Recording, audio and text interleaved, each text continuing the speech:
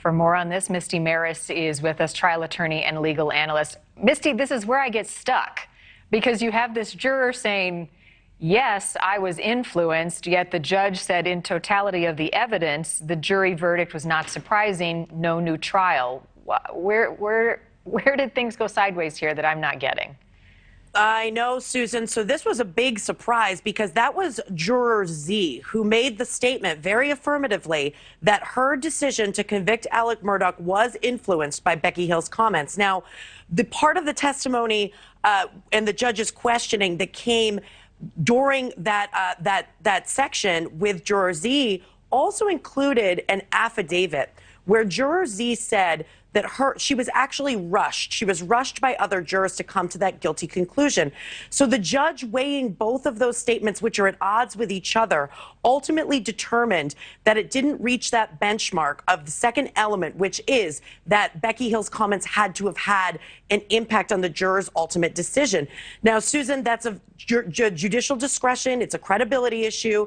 However, it sets Murdaugh up in the appellate process because this entire evidentiary hearing, this entire probe, that is going to be fodder for an appeal. And look, if I'm the defense attorney, I'm going to argue one tainted juror, all tainted jurors. And so, therefore, there should be a new trial. The thing, Misty, that I'm questioning are the ethical concerns that we can take away from the fact that this Hail Mary even happened. And then you've got the jurors in that back room using their cell phones.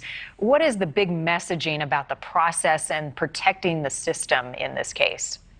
Yeah, this case had a lot of falters on so many different levels because, number one, the judge was very clear. Becky Hill's conduct was improper. We heard her say that she was influenced by the potential for fame and the high-profile nature of the trial.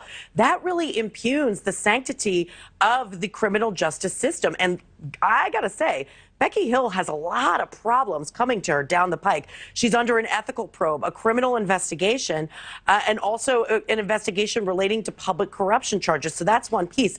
The second piece is this hearing was such a big deal. The issue of jury tampering is so serious. And the fact that the courtroom didn't have their ducks in a row to ensure that each juror's testimony wasn't tainted, even in this process. That's why there was an embargo on the first juror to testify on Friday, and no information became public. The judge said that she did not want that juror's testimony to influence the other jurors. Now, lo and behold, the phones aren't confiscated. The jurors are watching the process in a back room. Again, a huge problem with this particular hearing to investigate the jury tampering issue. And Susan, that's another big piece of the appeal. That's going to be something the defense is going to raise in the context of sending this up to an appellate court. Misty Marris, it has always been a case to watch and will continue to be so. Thank you for your time. See you next time. Still ahead.